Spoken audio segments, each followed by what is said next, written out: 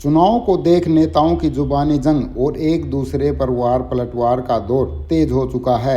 ऐसे में भिवानी में बूथ योद्धाओं की मीटिंग लेने पहुंचे दुष्यंत चौटाला कहां पीछे रहने वाले थे। सुनिए डिप्टी सीएम दुष्यंत चौटाला ने किस प्रकार आम आदमी पार्टी व कांग्रेस के गठबंधन पर कटाक्ष किए, किस प्रकार उन्होंने रणदीप सुरजेवाला व नवीन जिंदल के भविष्य को खतरे में बताया और दीपेंद्र हुड्डा के आरोपों पर किस प्रकार से दुष्यंत ने पलटवार किया। हुड्डा ने कहा कि जो बजट पेश किया गया आंकड़ों का खेल है, शिक्षा का, चिकित्सा का, खासकर कृषि का। 10 साल हो गए हुड्डा साहब को सत्ता से बाहर। किसी एक बजट के ऊपर उनने इसके सिवाय 2 लाइनें और बोली हो तो बताओ। उनको तो प्रेज करनी चाहिए कि प्रदेश के अंदर बायोटेक्नोलॉजी की बात हो रही है, ड्रोन्स की बात हो रही है, नई हवाई पट्टियों की बात हो रही है, एविएशन कॉलेज की बात हो रही है, नहरें बनाने की बात हो रही है, सड़कें कोई छोटी नहीं 9,000 किलोमीटर दुरुस्त करने की बात हो रही है। मुझे लगता है कि इतना अच्छा मैनेज्ड बजट बहुत लंबे समय बाद प्रदेश को दिखा है। कांग्रेस और आम आदमी पार्टी का समझौता हुआ है, एक टिकट दी गई है। एक चीज तो मैं इस समझौते से मान सकता हूं कि जो लोग कह रहे थे कि हमें सत्ता से उखाड़ फेंकेंगे, आज उनकी लातें डगमगा रही है और उनको बैसाखियों की जरूरत पड़ रही है। हमारे गठबंधन ने बड़ा अच्छा काम किया है और आज उसका नतीजा है कि कांग्रेस का भय आम आदमी को कुरुक्षेत्र की सीट ले गया। मैं तो सोचता हूं कि अब सुरजेवाला जी क्या करेंगे, कहाँ जाएंगे, नवीन जिंदल जी क्या करेंगे, कहाँ जाएंगे।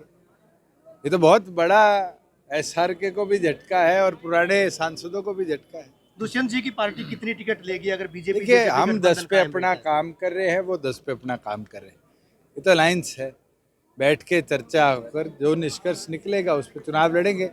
हमारा काम प्राथमिकता के अंदर जहाँ भिवानी लोकसभा, महेंद्रगढ़ लोकसभा के ऊपर है, वही हिसार के ऊपर भी काम कर रहे हैं, सिरसा पे भी काम कर रहे हैं और 10 की 10 लोकसभा सीटों पर पार्टी ने लोकसभा के अपने दफ्तर भी खोल दिए। किसान आंदोलन जारी है, तो क्या मानेंगे, क्या इसका समाधान होना चाहिए? समाधान एक ही है, पंजाब हरियाणा की तर्ज पे 14 फसलों पर किसान को एमएसपी देनी शुरू कर दे। किसान समृद्ध होगा तो मुझे नहीं लगता आने वाले समय में इस तरह की कोई बात आएगी। आज पंजाब 2 फसलों पर एमएसपी देती है, हरियाणा उनसे छोटा क्षेत्रफल में होने के बावजूद भी 14 पर देती है और अपने स्टेट हेड से भी पैसा देती है।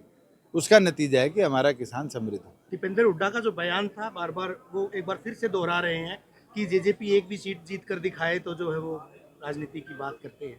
तो आपका क्या? चलो, राजनीतिक तौर पर हमने तो ये भी सुना था कि ये हार जाएंगे, जीत गया तो मैं राजनीति त्याग दूंगा। किसी ने त्यागी? ये तो 5 साल पहले भी यही बात कहा करते थे, एक जीत के दिखाएं, और हम 10 जीत के ले आए।